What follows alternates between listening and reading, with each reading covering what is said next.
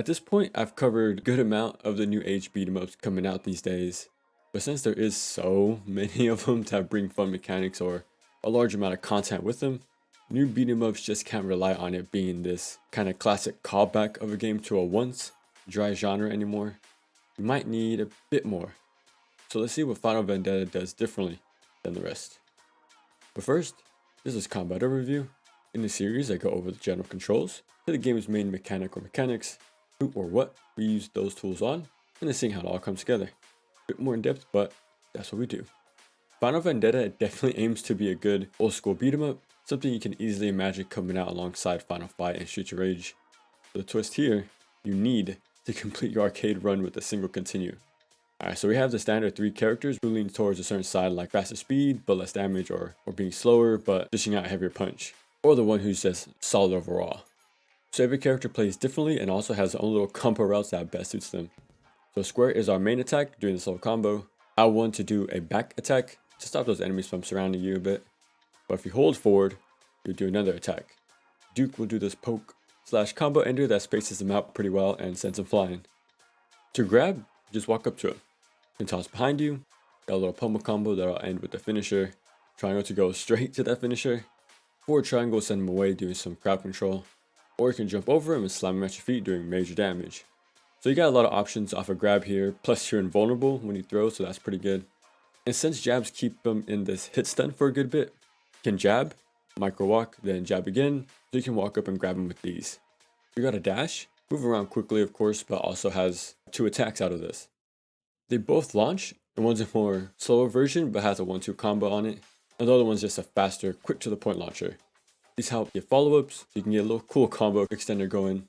Not for long though, because there's a strong juggle delay here, and he would have got going pretty quick. So don't expect crazy air juggles. Oh, and actually, cool thing I noticed later on, but the square dash attack makes you invulnerable. Pretty neat.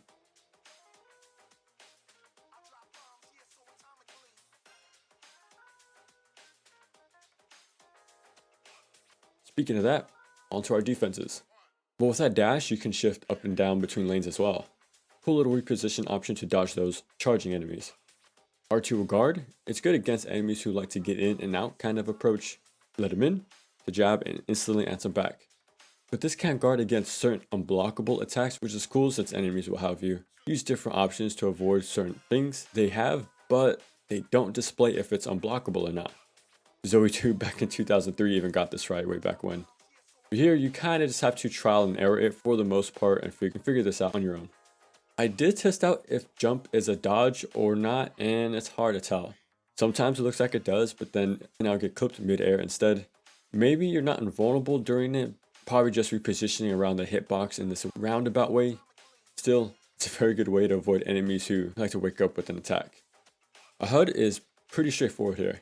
We got our health, number of lives, and our super meter. That's it. Square and X will do our super. There's a solid get off me crowd control option. We can even cancel into it with these for those on the fly reactions. You can pull it off with full meter, using up the entire bar for no health penalty. But if you land it on an enemy without a full bar, then it'll take away your health instead. But to build up meter, just attack. Punches, air kicks, grab follow-ups, and even your special adds to it. And honestly, meter is always there and never need to worry about it being gone. R1 does our character's unique special attack. We just get the one. So no directional variations for some anti-airing or an aerial special either. Cool thing is, it's easy to combo into. We can even jump cancel out of it as well to do some air options, or cancel with your back kick variation. So yeah, it's just a good combo tool using some meter that actually fills itself for landing it. So you just break even and sometimes gain even more than what you spent. You can actually use it when you have no meter either, so no health penalty on it. So yeah, meter manager is pretty lenient overall here. For the enemies, they heavily use recolors to convey different attack patterns. Might not be the best for some, but I think it works pretty well here. Especially since you're replaying these stages a few times over and over, so you'll learn eventually what they're going to do. For example, this girl in the yellow jacket will forward kick more often. Boxers that'll block all your punches and will actually punch back when you're left open. So best to punch, micro walk, to grab, and then go from there. We have these guys with knives that'll either try and lunge at you or flip over, raining down some knives. or these guys with glasses who like to rush in for a quick jab and then back away. Like I said, just block when you see him move in, and then enter back. And of course, the job is to fill the screen to catch you off guard. And that's Final Vendetta. It has the standard stuff to make it fun in the arcadey way. Short, sweet, straight to the point, and just feels fun to play. But the thing you should know, it really requires a lot of knowledge that you gain with each run, since Vendetta's thing is to be this one credit clear of a game, which is a pretty cool idea, since it has you master your opening strategies, remembering enemy groupings, their spawns, positioning yourself around enemies' attack patterns, or even finding where those hidden lives are. And yeah, there's some crucial trial and error environmental hazards in a certain stage that'll instant kill you if you don't know about them. But again, that's the game's thing. It requires a lot of repeat playthroughs, a little bit of knowledge to help out each time you pick it up. I ended up beating it on hard mode with Duke only because he's a damn good character. And I can see the process of doing that again with the other two being just as satisfying. But if you don't want to have that possibly harsh curve to pick up on all these little things, well, it might not be for you. Plus, it's not a flashy beat 'em up either. No parries, counters, very grounded as well. So no long air juggles either. No OTGs to relaunch enemies with specials, which only have the one to use. There's very much a throwback beat 'em up rather than a new era one. Now this is more of a personal preference thing, but like I said, this game is solid as you figure out multiple things, having this rewarding feeling after completing it, especially on hard mode. But the thing is, it doesn't have something special to differentiate itself too much.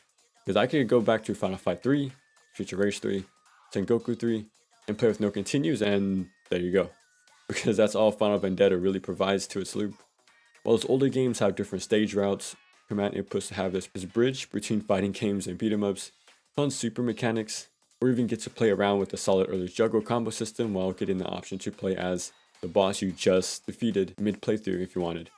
So back then they were doing interesting stuff along with having you do the same learning process of refining your decision making with characters' move lists, knowing enemy spawns and the patterns, all that. It was all there in those classic games, plus having their cool mechanics that's unique to them, especially for the time. So when it came to Final Vendetta, I was actually kind of hoping it had the progression system like Xeno Crisis, their previous game. So after each stage, you'll get to upgrade or purchase some stuff. Maybe buy an upgrade to raise max HP or raise base damage, increase your meter stock up to 2 supers, buy more lives, things like that. Or maybe get one new special / super move that requires a lot of points to either gotta save up for it or be really good at the game scoring system. So this in-between leveling up would have made it its own thing a bit. Classic beat 'em up with some cool upgrades along the way. Would have been nice to have diverging paths to fight more too. Yeah, you can gain more XP or score to buy things or get an item drop like 1-up, health refill, or a score bonus, but at the risk of losing your limited lives in a single continued game. So each run will be different enough to keep it fun to play for a long time because of this risk-reward gameplay loop. In the arcade mode now would have been great to have still, alongside the survival and boss rush modes we have, which are super fun too. So that mode, you can play the game with the skill of enemy recognition and the ability to crowd control with the pure basics to really put your knowledge to the test with no upgrades and just what you start out with. Again, I actually really do like this idea of having one continue to actually beat it, while pretty damn rewarding by the end. But I'd like to see some OTGs, parries, or 1 or 2 special moves to have some more situational use out of my specials, or to add that revamped maid mode that I mentioned earlier, because that sounds kind of fun.